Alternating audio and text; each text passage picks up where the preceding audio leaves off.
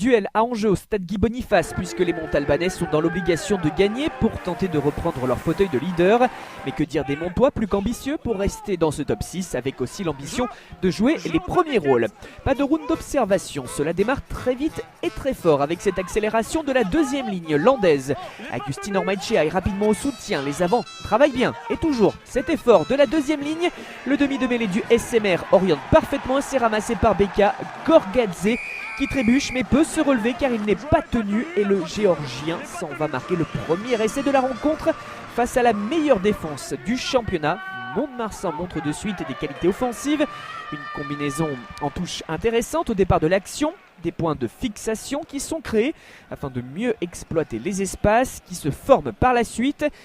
Et là, Gorgadze qui percute mais n'est pas tenu une fois à terre, il peut se relever pour marquer sous les poteaux. Monsieur Castagnier est l'arbitre de cette rencontre, attentif sur cette action pour valider l'essai. Capitaine, il est pas tenu au sol. Les Montois réalisent une grosse entame et poursuivent les efforts. On retrouve Carlos Muzio au défi. Et derrière lui, tout le collectif pour conserver ce dynamisme. Pour le moment, le rideau montalbanais résiste mais cède beaucoup de terrain. Le demi de mêlée uruguayen sent que ses avants ont pris le dessus dans le combat. Alors, il décide de les faire travailler au maximum. Encore une fixation axiale, puis l'on oriente sur les extérieurs. La passe sautée. On est à deux doigts de l'interception, mais Vilikissa Salawa est vigilant et peut récupérer, éviter un premier plaquage, recentrer sa course et déchirer la défense pour venir marquer un bien bel essai sous les poteaux. C'est le deuxième en moins de 10 minutes pour Mont-de-Marsan qui confirme sa solidité à domicile.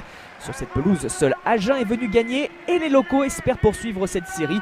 En tout cas, ils mettent toutes les chances de leur côté avec cette entame. Montauban est un peu trop passif, surtout défensivement, à l'image de Salawa qui élimine directement 3 défenseurs pour se détacher et venir marquer un essai que le Fidjien s'est vraiment créé tout seul. Il y a un solide raffut et de la vitesse pour éviter le plaquage de David Burns. Matty James est lui serein face au poteau, 2 sur 2 sur les 2 premières transformations.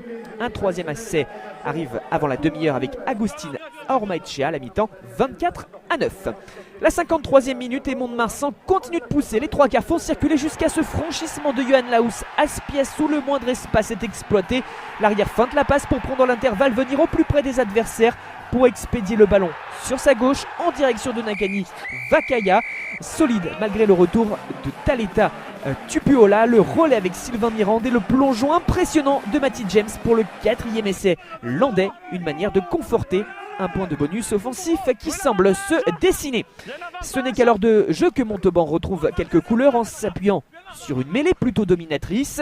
On insiste donc dans ce combat d'avant. Veysel et Soukanaveta accélère sur la gauche et vient rafuter Salawa pour marquer l'essai qui ne relance pas vraiment le suspense mais fait un peu douter Mont-de-Marsan dans sa quête du bonus.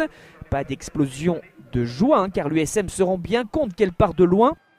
L'action est néanmoins bien sentie avec ce départ après la mêlée, ce travail devant la ligne et la défense montoise qui suit, libérant des espaces sur le petit côté. Le centre fidjien se montre solide pour aller marquer cet essai.